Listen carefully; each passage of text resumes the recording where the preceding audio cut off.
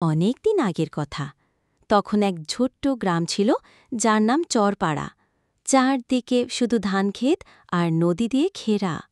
গ্রামের মাঝখানে একটা বড় পুরনো বটগাছ দাঁড়িয়েছিল। গাছটার গায়ে লাল সুতো জড়ানো আর শিকড়গুলো ঝুলে আছে। গ্রামের লোকেরা বলতো ওই গাছে থাকে এক শাকচুন্নি, একটা সাদা শাড়ি পরা মহিলা। এই গ্রামে রাহুল নামে এক কিশোর থাকত। ও খুব সাহসী আর জানার ইচ্ছে ছিল।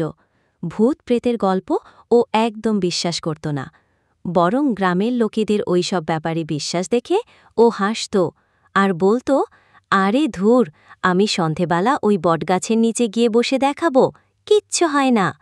ওর বন্ধুরা বারণ করলেও ও একাই রওনা দিল সেই বটগাছের দিকে।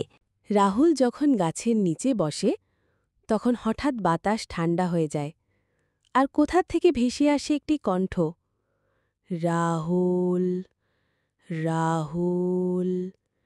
সে চোখ তুলে দেখে দূরে সাদা শাড়ি পরা এক নারী বাতাসে ভেসে আসছে, চোখ জ্বলছে লাল আগুনের মতো।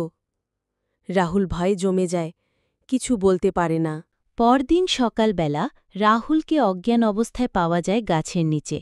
সে জেগে উঠে শুধু ফিসফিস করে, রূপা, ক্ষমা করো।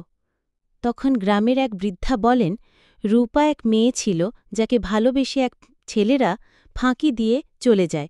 সেই কষ্টে সে আত্মহত্যা করে এবং শাকচুন্নি হয়ে যায়। গ্রামবাসী মিলিত হয়ে মিলাদ, দোয়া ও পূজার আয়োজন করে।